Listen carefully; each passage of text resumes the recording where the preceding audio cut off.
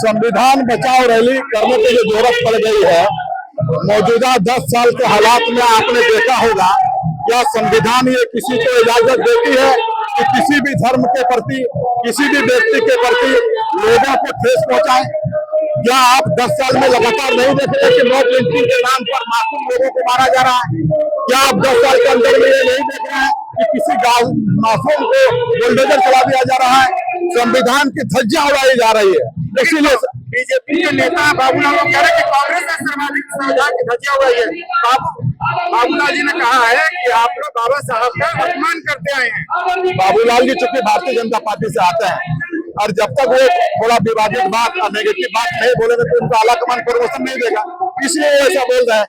Congress party ही एक ऐसी party है जो देश को आजादी दिलाई है। कांग्रेस पार्टी एक ऐसी पार्टी है कि आपका हाथ और कान गिर जाएगा, आपको कोई भी विकास कार्यक्रम नजर आएगा तो आपको कांग्रेस को याद आना होगा।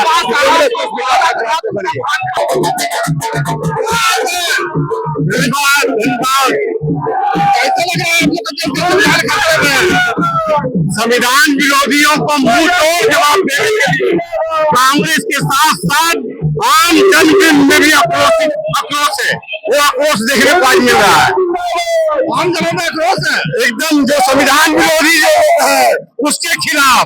संविधान में खतरा कैसे है? निश्चित रूप से आए दिन आप देखते हो संवैधानिक संस्थाओं को नरेंद्र मोदी जी अपना तोता बना लिया है, चाहे ईडी हो, चाहे सीबीआई हो, चाहे इनकम टैक्स हो। ये विपक्ष अगर उनके गलत क्रियाकलाप पर विरोध करते हैं तो ये अपने पोता ईडी और सीबीआई इनकम टैक्स को लगा करके परेशान किया जाता है। राहुल गांधी पर जब कार्रवाई होती है तो संविधान पे खतरा हो जाता है। सिर्फ राहुल गांधी ही नहीं, विपक्ष का मैंने बोला है, विपक्ष का कोई भी, नरेंद्र मोदी का आम जनता भी, जहाँ तक कि पत्रकार लोग भी, अगर नरेंद्र मोदी के गलत क्रियाकलाप का विरोध करता है तो ईडी और सीबीआई लगा देता है। अब क्या बात करेंगे? लोकतंत्र की हत्या नहीं है तो क्या है? लोकतंत्र खतरे में नहीं है तो क्या है? धनबाद से मैं प्रदेश कांग्रेस का प्रवक्ता हूँ, शमशेर आलम। और प्रवक्ता देश में संविधान खतरे में। अरे निश्चित रूप से आप देख रहे हो इतना जो भीड़, जो आलम देख रहे हो, संविधान विरोधियों को मुंह तोड़ जवाब देने के लिए ये उमड़ा है भीड़। तो आप लोग तो कहे थे कि 1 लाख का भीड़ होगा, अभी देखते रहिए ना, अभी देखते रहिए ना, आ रहा सारा जुलूस, जाम में बहुत सारे फंसे हुए हैं। आपको लगता है देश में संविधान खतरे में है? हाँ, एकदम खतरे में है। कैसे? महंगाई है जो यार बहुत सारा, ये सिस्टम को खत्म हो रहा, महंगाई होने से क्या कर रहा है, नियम कानून खत्म कर रहा है सब। क्या बताना चाहते भाई, यह देश हमारे विभिन्नताओं का देश है, यह देश है, यह सभी लोगों का देश है, यहाँ सभी भाषाओं का देश है। इसलिए संविधान को बदल करके एक नए रूप में भारत को लाना चाहते हैं। इसलिए कांग्रेस ने महसूस किया है कि हम न्याय के माध्यम से जो जनगणना, जो जातीय जनगणना की बात राहुल गांधी ने की थी, आज हम बधाई देते हैं नरेंद्र मोदी जी को, उसको माना उन्होंने और जातीय जनगणना करने का स्वीकार किया है। यह उसी का एक पात्र है, यह संविधान बचाओ जो रैली है ये उसी का एक अंग है।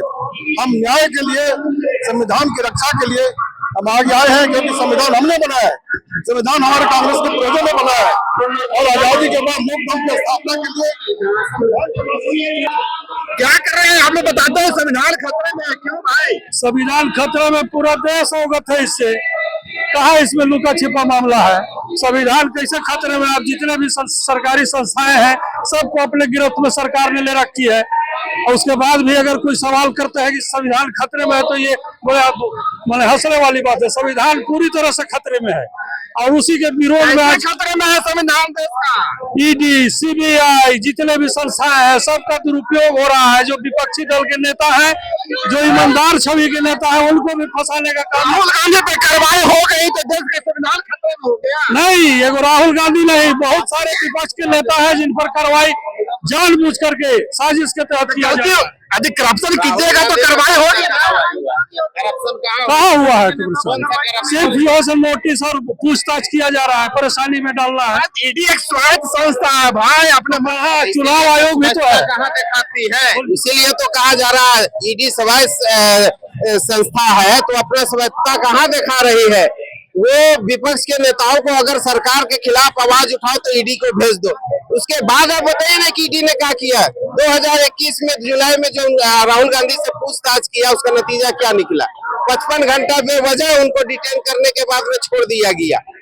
कुछ नतीजा तो निकालो, कौन सा घोटाला, किस चीज के लिए पूछ रहे हो? अपने ही संपत्ति, कांग्रेस की संपत्ति के लिए बोलते हो आपने ले लिया। 1 रुपया का भी अगर लेन देन का साबित कर दे तो कांग्रेस पार्टी भ्रष्टाचारी है। अभी 2 दिन पहले ईडी ने क्लोजर रिपोर्ट दाखिल किया कि कोई घोटाला नहीं हुआ कॉमनवेल्थ गेम में। आप उसी तरह 2G में देख लीजिए या कोल स्पेक्ट्रम में देख लीजिए, कोल स्पेक्ट्रम के तो कांग्रेस की सरकार की। अरे तो अभी मिल रहा ना, विपक्ष आवाज उठाते थे कि भ्रष्टाचार हो रहा है, हमने कार्रवाई किया, उनको जांच बैठा दिया। जांच के बाद में क्या निकला? आज विपक्ष में हम कांग्रेस अगर किसी भ्रष्टाचार को लेकर के आवाज उठाते हैं तो क्यों नहीं सरकार उस पर ध्यान देती है? अगर खबर पसंद आए तो आप QR स्कैन कर दें हमारा साथ। आपका एक छोटा आर्थिक सहयोग है हमारा बड़ा हौसला। द भारत मित्र, बुलंद भारत की बुलंद तस्वीर।